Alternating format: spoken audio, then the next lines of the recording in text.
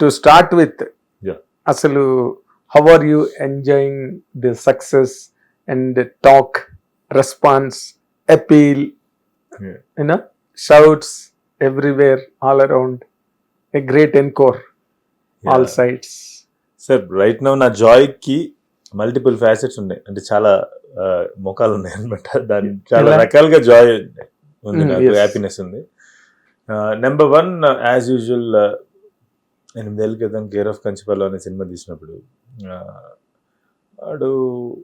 వాడికి సినిమా తీయడం తప్ప ఇంక వేరే ధ్యాస లేదు సార్ వాడికి, అప్పుడున్న మహానేవాడికి. వాడికి వేరే ధ్యాస లేదు, వేరే ఆలోచనలు భయాలు ఎటువంటివి లేదు సార్. అంటే భయమే లేదు వాడికి. వాడు ఏమైపోయినా వాడు సినిమా తీసేస్తాడు వాడు. ఓకే, అది ఏమైనా తీస్తాడు అనే ఒక ఆ భయం లేని ఒక వాడనమాట వాడు. సో ఆ సినిమాని అంటే ప్రజలు ప్రేక్షకులు ఆదరించిన విధానం ఏదైతే ఉందో అది I think it's one of it's kind. ఆ టైమ్ అంటే అది కేస్ స్టడీ సార్. ఆడియన్స్ అటువంటి ఫిల్మ్ వచ్చినప్పుడు దాన్ని అంతలా మోయటం అనేది it's a case study. I think we all have to do. ఆ తర్వాత తెలిసిందే కదా సార్, ఇండస్ట్రీ మధ్యలోకి వచ్చి పడ్డామంటే భయాలు కూడా చాలా ముసుగులు తొడుక్కోవాల్సి వస్తుంది, భయాలు అపోహలు రాబోదురు. మనం అందరం రాబోదురులో అవుతాం. రికగ్నిషన్ వచ్చింది, సక్సెస్ వచ్చింది, ఆర్ లైక్ ఏదైనా అంటే బేసిక్లీ గుర్తింపు వస్తుంది అంటే కనుక స్లోగా ఈ సమాజం మనం రాబోదురులు చేస్తుంటుంది. 100%. సో ఆ కళ్ళు తెరుచుకునడానికి మళ్ళీ ఏమంటుందంటే 8 ఏళ్ళు పట్టింది, ఇంకొక సినిమా థియేటర్లోకి వచ్చింది. మొదటి సార్ ఒక పూట పట్టింది సార్. నాకు అర్థం కాలేదు. నాకు యాక్చువల్లీ ఏం జరుగుతుంది అంటే సునామీ, అంటే మనం అనుకున్నది జరగట్లేదు ఏంటనే ఒక భయం ఎందుకో వచ్చింది. ఎందుకంటే ఈ ట్విట్టర్లు ఇట్లాంటివి అన్నీ జరుగుతుంటాయి కదా. నాకు అర్థం కాలేదు. కాదు కదా ఇది film, this is a film about humanity. Why would humanity would react against it and or why would humanity don't understand it? Like ఎందుకు అర్థం కాదు? హ్యుమానిటీ గురించి సినిమా తీసినప్పుడు హ్యుమానిటీకి ఎందుకు అర్థం కాదు? ఎందుకు ఇంత నాకు అర్థం కాలేదు సార్. నాకు భయం వేసి ఏం చేశానంటే నేను ఫస్ట్ థియేటర్కి వెళ్ళిపోయాను. అసలు ఇది ట్రూ కాదని నాకు అనిపించింది. అంటే ఈ ట్విట్టర్లో ఇదంతా ఏదో మొత్తానికి జరుగుతుంది, నాకు అనవసరం. I don't want to talk about it. రాజమండ్రిలో బర్త్డే ఫంక్షన్లకి లైక్లు కామెంట్లు కొట్టించుకోవడానికి కూడా ఏజెన్సీస్ ఉన్నాయి సార్. ఓకే, నాకు దాని గురించి నేను మాట్లాడదలుచుకోవట్లేదు. నేను మాట్లాడదలుచుకోవట్లేదు సార్. అయిపోయింది, ఇంకా అక్కడితో చెప్పేశాను. నాకు నిజంగా అదే అనిపించింది. అంటే అది నిజమో కాదు తెలియదు. బహుశా ఆ ఫస్ట్ ఫ్యూ మెంబర్స్, ఆ ఫస్ట్ 100 మందో 200 మందో ఎవరో నిజమైన మనుషులుగా వచ్చి సినిమా చూసి మాట్లాడి ఉండొచ్చు. కానీ అవి చూసి నాకు అసలు అర్థం కాలేదు. ఏం జరుగుతుంది ఏంటని అర్థం కాలేదు. ఎందుకంటే నేను 8 ఏళ్ళ తర్వాత థియేటర్కి రిలీజ్ ఈ సినిమా మీద నేను 5.5 సంవత్సరాలు నా జీవితం మొత్తం పెట్టాను సార్. నా జీవితం, నేను ఈ సినిమా కోసం కోల్పోయిన డబ్బు, నేను సినిమా కోసం కోల్పోయిన టైము, నాకు తెలిసి నా జీవితంలో అత్యంత విలువైన అమూల్యమైన థింగ్స్ కోల్పోయారు ఈ సినిమాకి. అలాంటి సినిమా థియేటర్కి వచ్చినప్పుడు మీరు మొదటి ఆటకి ముందే ఎట్లాంటి రివ్యూస్ వస్తుంటే, ఇట్లాంటి మాటలు వస్తుంటే సినిమాకి నాకు అర్థం కాక నేను థియేటర్కి వెళ్ళాను. మల్లికార్జున్ ఫస్ట్ ఐమాక్స్కి వెళ్ళాను. అక్కడ కూడా యూనో మీడియా షో జరిగింది, అంత అయింది సార్. ఎంత కాదన్నా కూడా సార్, మీడియా అంటే నాకేమనిపిస్తుంది అంటే సార్, మీడియా మొత్తం ఒక చోట కూర్చొని సినిమా చూస్తే అది దాన్ని కరెక్ట్ విశ్లేషణ రాదేమో నా ఉద్దేశం. మీడియా మొత్తం ఆడియన్స్తో 10 మంది ఆడియన్స్ ఒక చోట, 10 మంది ఒక ఆడియన్స్, ఒక ఆడిటోరియం ఆఫ్ ఆడియన్స్తో, 10 మంది ఇంకొక ఆడిటోరియం ఆఫ్ ఆడియన్స్తో అట్లా స్ప్రెడ్ అయ్యి చూస్తే మేబీ ద విశ్లేషణ విల్ బి లేదంటే సేమ్ రొటీన్ డెఫినేషన్స్లో పడేస్తాం కదా సార్. మనకు ఏదైతే ఉందో కొన్ని డెఫినేషన్స్ ఉన్నాయో, టర్మ్స్ ఉన్నాయో, ఆ టర్మినాలజీలో పెట్టేస్తాము. నాకు ఏమనిపించిందంటే మీడియా షో అయిన తర్వాత కొంతమంది చాలా అద్భుతంగా మాట్లాడారు, కానీ చాలామంది ఈ భయపెట్టారు వాళ్ళ సినిమా మీద వాళ్ళ విశ్లేషణతో. నాకు అప్పుడు ఇంకొంచెం కొంతమంది అయితే చాలా చెప్పారు కదా, కొంతమంది హోప్ ఇచ్చారని చెప్పేసి మీడియా పర్సనల్స్లోనే. దెన్ ఇలా కాదు, ఇది కూడా మీడియా షో కదా సార్. అవును, అస్సలు ప్రేక్షకులు ఏమనుకుంటున్నారు చూడాలని నేను మల్లికార్జునకి వెళ్ళా. సార్ లిటరలీ తెలుగు ప్రేక్షకులే సార్. ఎరప్షన్ ఒక విస్ఫోటనం అనమాట. సెకండ్ హాఫ్ మొత్తం ఇంకా ఇలా చిన్న చిన్న విస్ఫోటనాలు కలిసి లాస్ట్కి ఒక పెద్ద eruption. And I fell real నేను యాక్చువల్లీ లిటరలీ కృంగిపోయాను ఫస్ట్ ఆటకి. మొదటి మీడియా ఆట ప్రీమియర్స్ తర్వాత కృంగిపోయాను. కానీ దేవుళ్ళు సార్ తెలుగు ఆడియన్స్. అసలు నేను డాన్స్ చేసా యాక్చువల్లీ వెనకల డ్రెస్ రూమ్ లో సార్, డ్రెస్ సర్కిల్ లో కూర్చుని చూస్తున్నాం. ఆ ఎరప్షన్ చూసి నేను అసలు వెనక డాన్సెస్ అనమాట. సో ఫైనల్లీ 5.5 సంవత్సరాలు దీని మీద పెట్టిన ఏదైతే కోల్పోయాను అనుకుంటున్నానో అవన్నీ తిరిగి నాకు మళ్ళీ గెలుచుకున్నట్టు అనిపించింది అనమాట. సో అయితే నేను ఇది ప్రేక్షకులు నన్ను గెలిపించినందుకు వచ్చిన ఆనందం ఒకటైతే. ఇంకో వైపు నుంచి వాడు భయస్థుడు ఉన్నాడు కదా సార్, ఒకడు వాడు భయం లేనివాడు ఒకడు ఉన్నాడు కదా.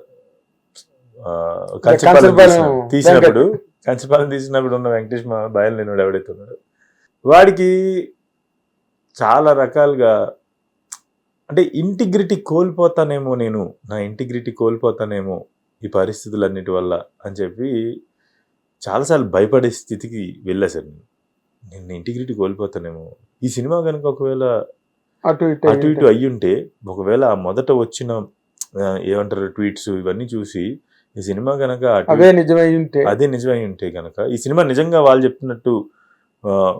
చెప్తున్నది నిజమైపోయి ఉంటే గనక, ఆడియన్స్ గనక అది వాళ్ళ చేతుల్లోకి తీసుకోకపోయి ఉంటే గనక, ఈ సినిమా తాలూకా రిజల్ట్ని వాళ్ళ చేతుల్లోకి తీసుకుని వాళ్ళు బయటకు వచ్చి చెప్పుండకపోయి ఉంటే గనక, అంటే లిటిల్ ఎంత సార్, వేల మంది వీడియోస్ పెట్టి అసలు సార్ ఎవరైనా సినిమా బాగుంది ఇది బాగుంది అంటారు సార్. సార్ అందరూ వాళ్ళు పుస్తకాలు రాస్తున్నారు sir actually, which is what the film has deserves.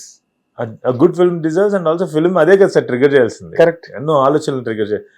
Telugu audience కనుక ఈ సినిమాని చేతిలోకి తీసుకుని ఉండకపోతే మొదటి రోజు మధ్యాహ్నం కల్లా ట్విట్టర్ రివ్యూలే గనక డామినేట్ చేస్తుంటే భయం లేకుండా భయపడకుండా కేర్ ఆఫ్ కంచపాలెం తీసి ఇప్పుడు కూడా జీవితంలో అన్ని అంటే పక్కన పెట్టేసి ఈ సినిమా చెప్పాలి తెలుగు ప్రేక్షకులకి అని బతికినటువంటి వెంకటేష్ మహా అనేవాడికి ఇంటిగ్రిటీ కోల్పోయాడు సార్. వాడు అది ఇంటిగ్రిటీ, నేను బతకాలి కదా, బతకాల్సిన ఇంటిగ్రిటీ కోల్పోవడం అంటే ఇంకా వచ్చిన అడ్వాన్స్లు తీసుకోవడం. అంటే ఇప్పటికీ కూడా నేను అడ్వాన్స్లు తీసుకోవడానికి I'm willing sir, because I last a lot in the process కదా. యా, బట్ నాకు అడ్వాన్స్లు ఇచ్చే వాళ్ళు నేను చెప్పే కథల్లో నమ్మకం లేకుండా పోయేది సార్. అది నాకు తెలుగు ఆడియన్స్ ఈరోజు నాకు ఇచ్చిన గిఫ్ట్ ఏంటంటే, నా పరిశ్రమ నన్ను నమ్మేటువంటి గిఫ్ట్ ఇచ్చారు. నేను చెప్తున్న నా కథని, నేను చెప్తున్న కథల్ని, లేదంటే దాంట్లో దానిపైన నా పరిశ్రమకి నా కథల పైన నమ్మకం తీసుకొచ్చారు. వాళ్ళ చేతిలోకి ఈ సినిమా బాధ్యత తీసుకుని. కరెక్ట్. సో ఈ రెండు ముఖ్యమైన అంటే reasons for me to be happy today. Exactly, అది చాలా పెద్ద విక్టరీ. నీ వెనకాతలు ఉన్న ఆ లైఫ్ స్టైల్ ఉంది చూసావా, ఒక కన్విక్షన్, నేను ఇలా తీస్తాను, ఇలాగ కొత్త సినిమా తీయాలి అన్న కన్విక్షన్ ఎక్కడో గాలికి ఎగిరిపోయి ఉండేది. 100% ఈజీగా కోల్పోయేవాడిని సార్ నేను. అప్పుడు మహా తీసి ఆకలి కదా sir, at the end of the day మనిషి వాడికి ఆకలి వేస్తుంటది. కొన్నాళ్ళు రిస్కులు చేయగలరు సార్, ఎంత రిస్క్ అయినా ఆ రిస్కులు ఫలించినప్పుడు ఏమవుతుంది సార్, ఆడికి ఆకలి ఇంక వాడు బతకాలి, ఎగ్జిస్టెన్స్ మీదకి వచ్చాడు. వాడు ఒక్కడే కాదు కదా, కుటుంబాన్ని పోషించాలి, వాడిని నమ్మి, వాడితో పాటు వాడిని నమ్మి ఉన్న టీమ్స్ ని పోషించాలి, అంత ఉంటది కదా సార్. వాళ్ళ నమ్మకాన్ని కోల్పోకూడదు, నా టీం యొక్క నమ్మకాలను కోల్పోకూడదు. నా నుండి ఇప్పుడు ఫర్ ఎగ్జాంపుల్ నాతో పని చేసి దర్శకులు అయిన వాళ్ళు ఉంటారు, వాళ్ళకున్న ఆ స్ఫూర్తి నా నుండి వాళ్ళకి వచ్చే స్ఫూర్తి ఏదైతే ఉంటుందో అది కోల్పోకూడదు, వాళ్ళు కోల్పోకూడదు. అది ఇలా ఎన్నో రీజన్స్ ఉన్నాయి, ఎన్నో కోల్పోయి ఉండేవాడిని సార్ నేను. కరెక్ట్. అయితే ఇందులో నేను నిన్న మొన్న మీ ఫంక్షన్లో కూడా మాట్లాడినప్పుడు ఒక మాట చెప్పాను, ఇది నీ ఒక్కడి విక్టరీ కాదు, నీ వెనకాతల పాపం స్క్రిప్ట్లు కొత్తవి పట్టుకుని, కొత్త కథలు పట్టుకుని తిరిగి అలసిపోయి ఆకలితో విసిగిపోయి ఉండేవాళ్ళు ఉంటారు చూడు, వాళ్ళందరికీ లైఫ్ ఇచ్చావు సార్. ఈ మాటకు వస్తే, మీరు ఈ మాట తీశారు కాబట్టి, సత్య నేను నేను మీకు ఒక చిన్న విషయం చెప్పాలి. చెప్పు. కంచపాలెం తీసినప్పుడు నేను తర్వాత ఏ ఆఫీస్కి వెళ్ళినా లేదంటే కృష్ణానగర్, నేను ఇక్కడి నుంచే వెళ్ళాను కదా, ఇక్కడే ఉండేవాడిని మొదట్లో. ఎప్పుడైనా కృష్ణానగర్ వచ్చిన అసిస్టెంట్ డైరెక్టర్స్ కలిస్తే థ్యాంక్ యూ అన్న, మాకు కథ చెప్పడానికి యాక్సెస్ దొరికేది కాదు, ఏదైనా ఇలాంటి కథ చెప్పాలంటే, కానీ ఇప్పుడు యాక్సెస్ దొరికింది అన్న, గుడ్, హ్యాపీ అయ్యేవాడిని. ఈరోజు మీరు ఈ మాట అన్నారు కాబట్టి నాకు ఒక విషయం చెప్పాను సార్. సత్య నేను ఇంటి లోపల వరకు మేము మా ఇళ్ళల్లో మనుషులం సార్. ఇంటి బయటకు వస్తే తెలుగు సినిమా ఖ్యాతిని పెంచాలి, తెలుగు సినిమాని అంటే తెలుగు ఆడియన్స్కి వాస్ట్ ఎక్స్పీరియన్సెస్ ఇవ్వాలి అనేటువంటి ఆలోచన మా ఇద్దరిది ఎవ్రీడే. సో అలాంటి ఆలోచనల్లో మేము ఇలాగా కానీ అవకాశం తరచుగా రాదు. మొన్న ఏదో సత్య చెప్తున్నాను కదా, సో అంటే ఎన్నో ఎవ్రీడే నేను ఐ స్ట్రగుల్ అని చెప్పేసి చెప్పారు ఆయన. ఆ దేంట్లో సార్ మేమిద్దరం ఎప్పుడు అనుకుంటాం, అరే మహా సత్య ఎదురు ఒకరు అనుకుంటాం. ఈరోజు మనం కనుక కాంప్రమైజ్ అయిపోతే ఎంత బ్యాడ్ ఎగ్జాంపుల్స్ అవుతాం కదా మన తర్వాత వచ్చేవాళ్ళు. అంటే మనలాగా వైజాగ్ నుంచి వచ్చేవాళ్ళు, మనలాగా వైజాగ్ నుంచి విజయవాడ నుంచి వచ్చి ఏదో సాధించాలన్న పెద్ద డ్రీమ్స్ పెట్టుకుని వచ్చే వాళ్ళకి ఇంత దూరం వచ్చి వెనక్కి వెళ్ళిపోతే మనం, ఆర్ ఇంత దూరం వచ్చి ఫెయిల్ అయిపోతే ఆర్ ఇంత దూరం వచ్చి ఎందుకు కాంప్రమైజ్ అయిపోతే ఎంత దూరం పరిగెత్తాం కదా ఎంత బ్యాడ్ ఎగ్జాంపుల్స్ అయిపోతాం కదా మనలాంటి మహాలకి సత్యాలకి అని చెప్పేసి ఎన్నోసార్లు అనుకుంటూ ఉండేవాళ్ళు. సో ఐ థింక్ మీరు అన్న మాట ఏదైతే ఉందో అది మాకు అది రెస్పాన్సిబిలిటీ కదా సార్. అవును, మా రెస్పాన్సిబిలిటీ కదా అది. అవును. కానీ ఒకటి హిట్ టీవీ యాప్, ఇందులో short news, live news, entertainment shows, movies, digital magazines తో పాటు మీ జిల్లా వార్తలను కూడా ఫ్రీగా చూడొచ్చు. ఇంకెందుకు ఆలస్యం, వెంటనే హిట్ టీవీ యాప్ ని డౌన్లోడ్ చేసుకుని ఫ్రీగా ఎంటర్టైన్మెంట్ పొందండి. Hit TV app. Hit TV app. Please download hit TV app. Hit TV app ని ఫ్రీగా డౌన్లోడ్ చేసుకొని ఎంజాయ్ చేయండి. మీకు నచ్చిన ఎంటర్టైన్మెంట్ కోసం హిట్ టీవీ యాప్ ని ఫ్రీగా డౌన్లోడ్ చేసుకుని ఎంజాయ్ చేయండి. హిట్ టీవీ యాప్ ని డౌన్లోడ్ చేసుకుని ఆస్వాదించండి, ఆశీర్వదించండి. ఇంతమంది సెలబ్రిటీలు హిట్ టీవీ యాప్ ని డౌన్లోడ్ చేసుకోండి అని చెప్తున్నారంటే ఎంత మంచి యాప్ ఆలోచించండి.